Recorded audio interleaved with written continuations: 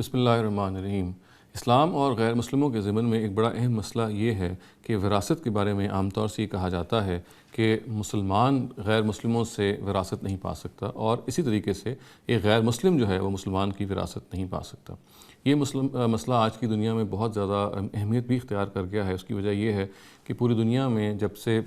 واقعات ہوتے چلے آ رہے ہیں، ہم یہ دیکھتے ہیں کہ اسلام کی طرف کنورژنز کا رجحان کافی بڑا ہوا ہے۔ بہت سارے وہ لوگ ہیں جو مسلمان ہو رہے ہیں، اور ایک ہی گھرانے میں ہم یہ دیکھتے ہیں کہ بعض دفعہ والدین میں سے کوئی مسلمان ہو جاتا ہے، اولاد میں سے کوئی مسلمان ہو جاتا ہے، تو یہ وراثت کا مسئلہ پھر اٹھ کھڑا ہوتا ہے، اور یہ پھر لوگ پوچھتے ہیں کہ مثال کے طور پہ ایک خاتون یا ایک لڑکی جو اپنے گھر میں مسلمان ہو گئی اور اس کے جو والدین ہیں وہ غیر مسلم ہی ہیں، تو کیا یہ جو مسلم بچی ہے یہ اپنے غیر مسلم والدین سے وراثت پا سکتی ہے یا نہیں؟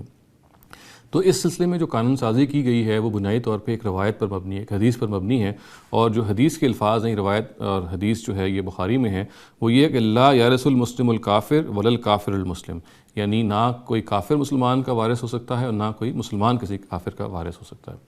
اس حدیث کی بنیاد پہ یہ رائے قائم کر لی گئی ہے۔ تو جناب سب سے پہلے تو یہ بات دیکھیے کہ اس روایت میں جو الفاظ استعمال ہوئے ہیں وہ کافر کے ہیں۔ کافر کے بارے میں یہ بات جان لینی چاہیے کہ یہ اس شخص کے لیے، اس نان مسلم کے لیے استعمال ہوتے ہیں جو جانتے بوجھتے ہوئے حق کا انکار کرے۔ ہر نان مسلم کو ہم کافر نہیں کہہ سکتے۔ بہت سارے وہ نان مسلم ہیں جو حق کی تلاش پر ظاہر سرگرداں ہیں، وہ حق کو جاننا چاہتے ہیں، ان کو غلط فہمی ہو سکتی ہے، یا بہت سارے اور معاملہ، ان کو اسلام کی دعوت بھی نہ پہنچی ہو، یہ بھی ہو سکتا ہے۔ چنانچہ ہم ہر نان مسلم کو کافر نہیں قرار دے سکتے۔ یہ جو روایت ہے یہ خاص طور سے کافروں کے بارے میں ہی ہے۔ اچھا، جو حق کو جانتے بوجھتے اس کا انکار کرنا ہے، یہ معاملہ بھی دل کا ہے، یہ آپ کی انٹینشن کا ہے، یہ آپ خود اسرٹن نہیں کر سکتے کہ آپ کا کون سا مخاطب ہے، سوائے سے وہ کنفیس ہی کر لے۔ یعنی ہم یہ نہیں جان سکتے کہ وہ کس حالت میں ہیں اور کیوں اسلام کا انکار کر رہا ہے۔ اللہ تعالیٰ ہی اپنے علم کی بنیاد پہ یہ اطلاع دیتے ہیں، اور وہ حق کو پہلے حق کو واضح کرتے ہیں اس درجے میں کہ حق کے بارے میں کوئی ابہام کی کوئی گنجائش نہ رہ جائے، اور اس کے بعد پھر جب بھی کوئی انکار کرتا ہے تو اس کو وہ کافر قرار دیتے ہیں، اور اس کی اطلاع وہ خود پھر اپنے رسولوں کو دیتے ہیں۔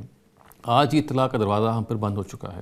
رسولوں کے جانے کے بعد وحی کا دروازہ بند ہو چکا ہے۔ چنانچہ ہم اب یہ نہیں جان سکتے کہ ہمارے اپنے مخاطبین میں سے وہ کون لوگ ہیں، وہ کون غیر مسلم ہیں جو حق کا جانتے بوجھتے ہوئے انکار کر رہے ہیں۔ چنانچہ ہم ان میں سے کسی کو بھی اب کافر نہیں کہہ سکتے۔ ان کے لیے جو موزوں لفظ ہے وہ غیر مسلم ہی ہے، اور اسی بنیاد پہ ہم یہ کہیں گے کہ اس روایت کا عام غیر مسلموں سے کوئی تعلق نہیں ہے۔ اس کا دائرہ کار خاص وہ کفار تھے، یا خاص وہ نان مسلم تھے، یا خاص وہ غیر مسلم تھے جنہوں نے حق کا جانتے بوجھتے ہوئے انکار کیا، اور پھر ان کے بارے میں پھر یہ بتا دیا گیا کہ چونکہ ان کی جو منفعت ہے وہ مسلمانوں سے ختم ہو چکی ہے، اس لیے کہ انہوں نے حق کا جانتے بوجھتے ہوئے انکار کیا ہے، اور وراثت کا جو قانون ہے وہ ہے ہی منفعت پر مبنی۔ ایکم اقرب لکم نفع، جو قرآن مجید نے خود بیان کر دیا، وہ بتا دیا کہ نفع ہے جو جس چیز کو متعین کرتا ہے، جو وراثت پورے قانون کو، اور یہ نفع جب انہوں نے اس طرح سے حق کو جانتے بوجھتے ہوئے اس کا انکار کر دیا تو وہ نفع بھی ان سے ختم ہو گیا۔ چنانچہ یہ جو خاص روایت ہے اس کا تعلق سر تا سر ان منکرین کے لیے ہے جو نبی صلی اللہ علیہ وسلم کے اپنے زمانے میں خواہ مشرک ہوں،